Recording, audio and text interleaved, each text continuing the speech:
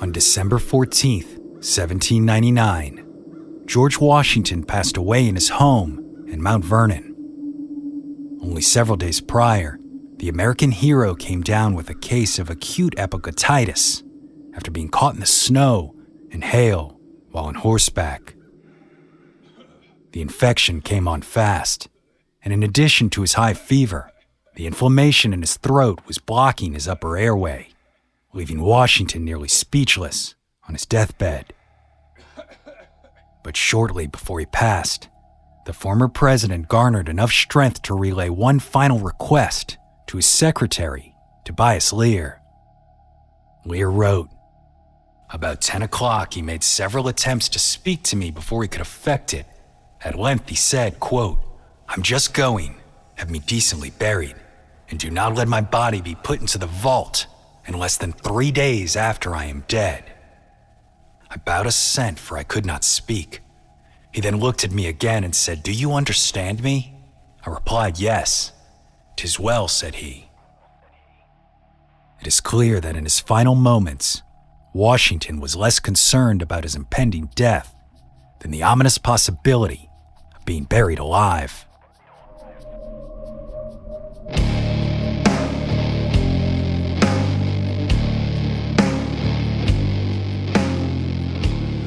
This fear, known as Tapophobia, is not as uncommon as one might believe. For centuries, stories of individuals accidentally being buried alive have arisen in almost every culture across the world. Tragically, some are true, but others are nothing more than urban legends passed down generation upon generation. But in the town of Pikeville, Kentucky, one such tale seems to straddle the line between fact and fiction. A prominent piece of local lore that claims a heartbroken young mother named Octavia Hatcher was the victim of this dreadful circumstance.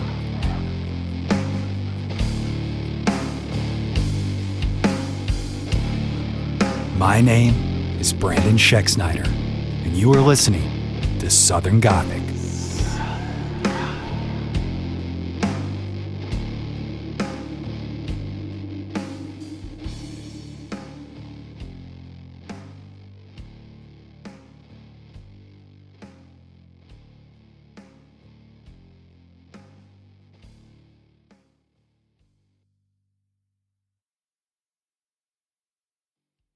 Octavia Hatcher wasn't even 21 years old when she experienced one of the worst tragedies that a new parent can experience: the death of her newborn child.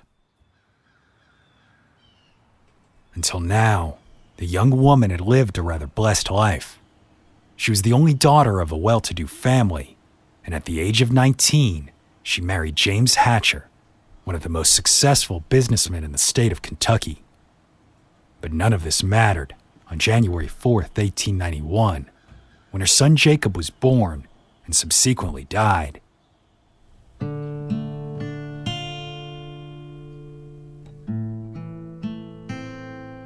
Some say that the poor boy only lived for several minutes, others that it was several hours. But either way, Octavia was completely devastated from the loss and fell into a deep depression. Months passed, and Octavia's mental health grew more and more grave. Then in April, the grieving, bedridden mother had become so ill and despondent from her despair that she slipped into a comatose state. Unfortunately, she never recovered, and on May 2nd, 1891, Octavia Hatcher was pronounced dead.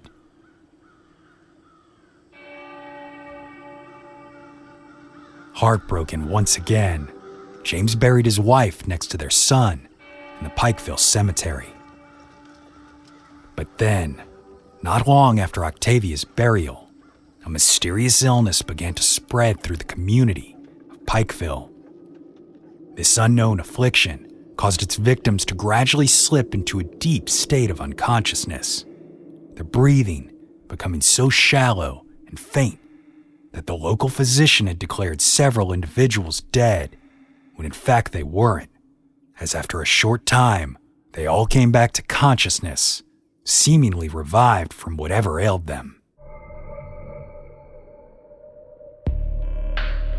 Of course, when word of this strange sleeping sickness reached James, he was overcome by a deep fear that his wife may not have actually been dead when she was buried. After all, her interment had happened quickly, within days of her death. So the grieving man had his wife's remains exhumed, and what he found was absolutely devastating. Octavia's nails were broken and bloody. The lining of her coffin had been shredded, and her face was contorted into a look of pure anguish. James's worst fear had indeed occurred. His wife, Octavia Hatcher, had been buried alive.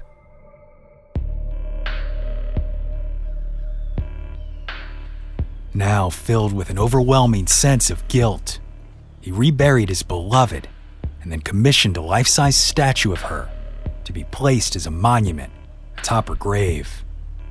A beautiful statue that still stands in Pikeville Cemetery today, over a century since her death. Yet the story of Octavia Hatcher does not end there. According to local lore, each year on the anniversary of her death, Octavia's spirit returns to the cemetery to spin this very statue around, as if she's making the statement that she's turning her back on the town that abandoned her to die alone beneath the ground.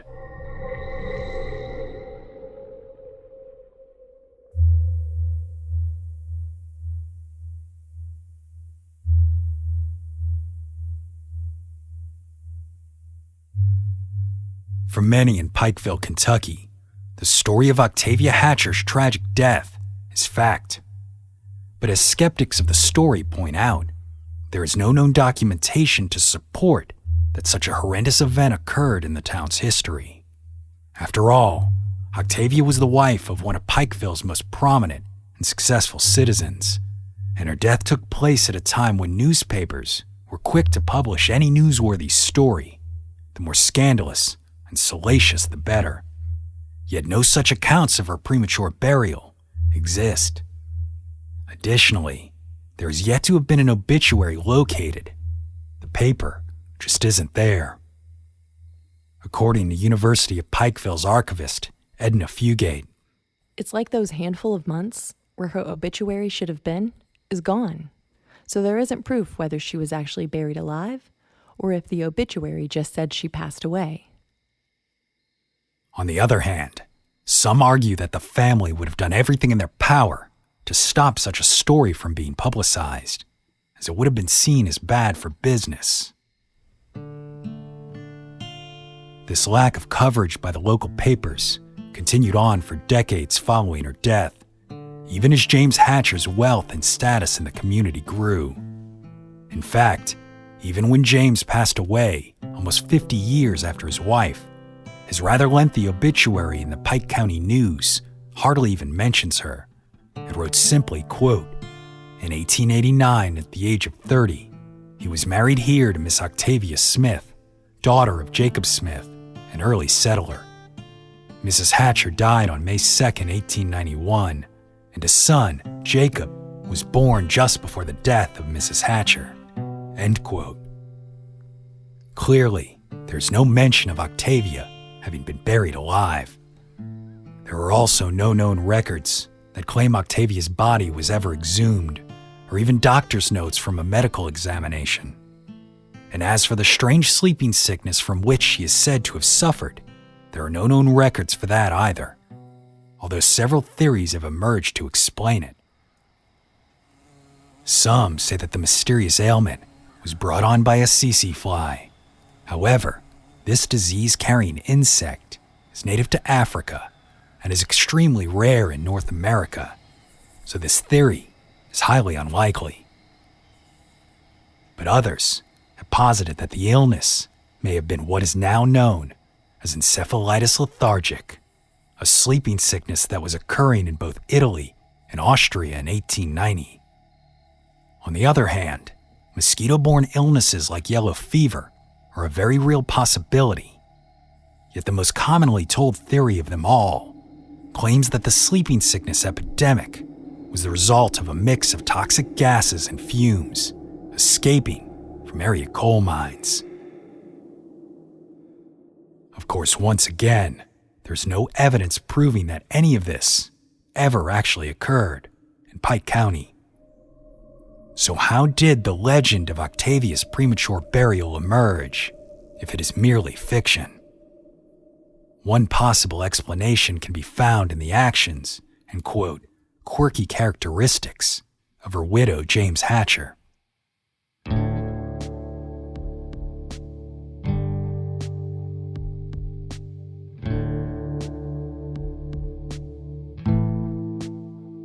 James Hatcher was born in September of 1859 in Floyd County, Kentucky.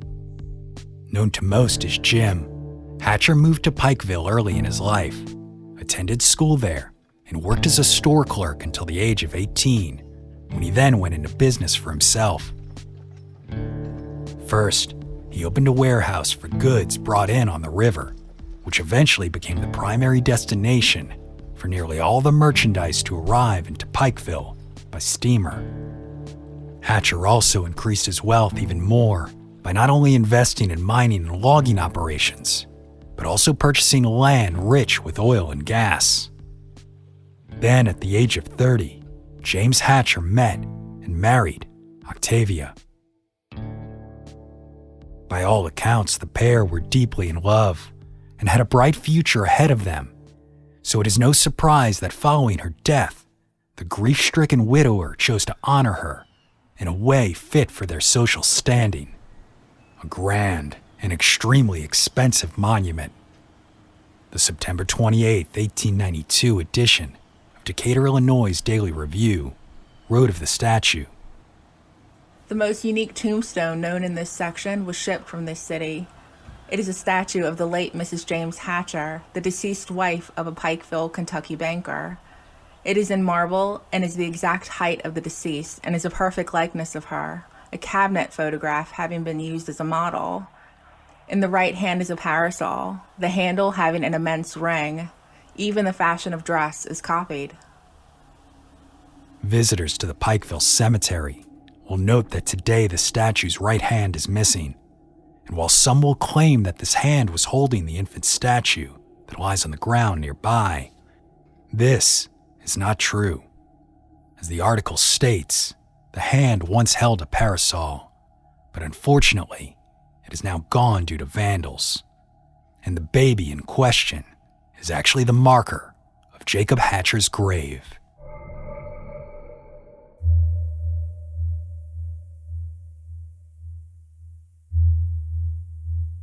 In the almost 50 years that James Hatcher lived following Octavia's death, the successful businessman did not remarry, and every time he wrote of his late wife, he did so with an incredibly loving and sincere tone. But what is notably absent from these letters and documents that he penned is any suggestion that her death was as traumatic and unusual as local lore suggests. Further evidence that Octavia's premature burial was in fact fiction. Yet it is also very likely that while his words help prove the legend to be false, his actions are what inspired its creation.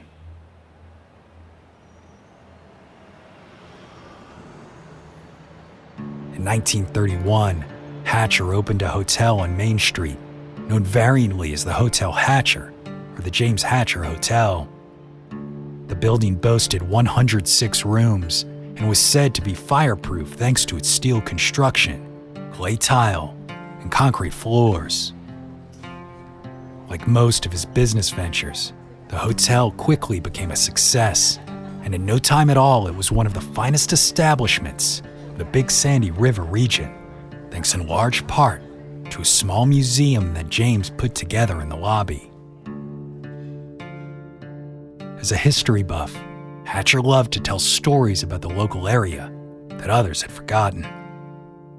The walls of the museum were covered with some of Hatcher's favorite quotes, as well as historical photographs, illustrations, and maps of Pike and Floyd counties. In addition, the museum boasted a collection of artifacts that included ox yokes, ancient handmade furniture, and antique weapons and utensils used by early Kentucky settlers.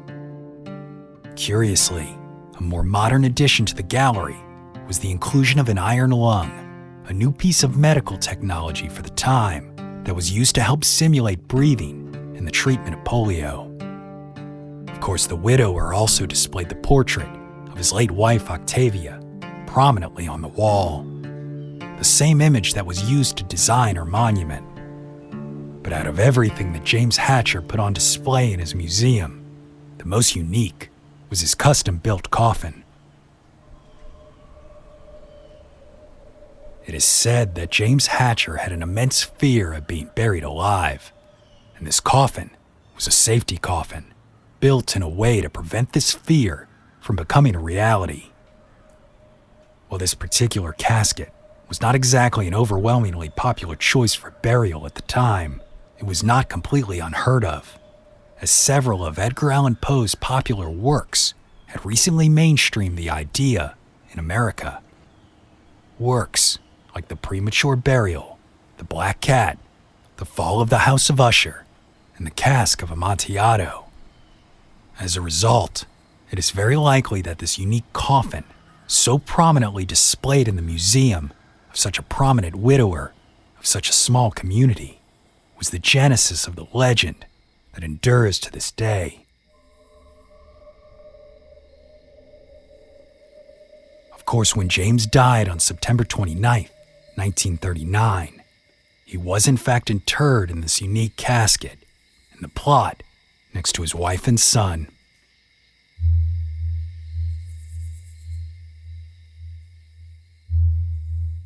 It is unknown when the story of Octavia Hatcher's premature burial actually made its way into local lore, but presumably it was following James's death. In 1956, an article was published in the Floyd County Times that may have been instrumental in the legend's creation. The article recounted memories of James Hatcher and his love of history and its stories. Hatcher grew old, but his love for Ivy Creek never flagged. He went back there often from Pikeville and pondered upon the history and legends of the place. If you would have traveled up the valley with him, he would have pointed out the Drappin Lick, where early settlers lay in wait for deer to come down and lick the mineral waters. Farther up the road, he would stop beside a huge stone that decades ago had rolled down the mountainside and plopped itself in the middle of a bottom. You would listen to the legend he told. Years ago, so long ago no one now living remembers when, a woman with a babe in arms was walking along this road. It was late in the evening when the shadows were falling across the leafy trail. She was seen by someone, nobody remembers whom. When she was midway across the bottom, there was a roar from the mountainside and the giant rock came crashing downhill. Suddenly, there was a long, piercing scream, and after that, silence filled the twilight.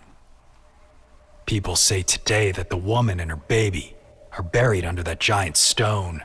Some say that even today, on certain evenings, a woman draped in black can be seen walking around the eternal rock, looking for her child. Others say that each year, on the anniversary of her death, screams can be heard. The Battle of Ivy Narrows is history, and the story of the rock is legend. Jim Hatcher loved both. Perhaps it was the merging of this story of the weeping woman and James Hatcher's well-known fear of premature burial that ultimately served as the basis of what is now Pikeville, Kentucky's most infamous legend.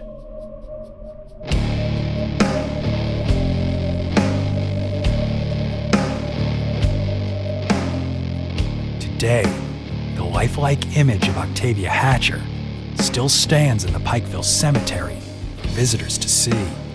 However, the statue has not turned its back on the town in years. After discovering the recurring event wasn't actually the result of the paranormal, but rather the work of college students, the family erected a fence around her grave, and the eerie events ceased. But that hasn't stopped others from believing that Octavia's spirit still remains. It is said that on some nights, a feminine weeping can be heard echoing throughout the graveyard, and occasionally a woman dressed in black has been seen walking through the rows of tombstones there. A woman that some say is Octavia Hatcher, still mourning and searching for the little boy she lost so long ago.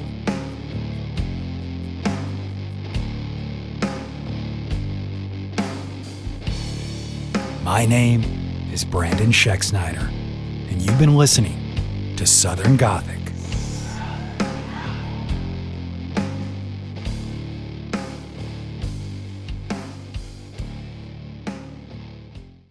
Lucky Later Shack.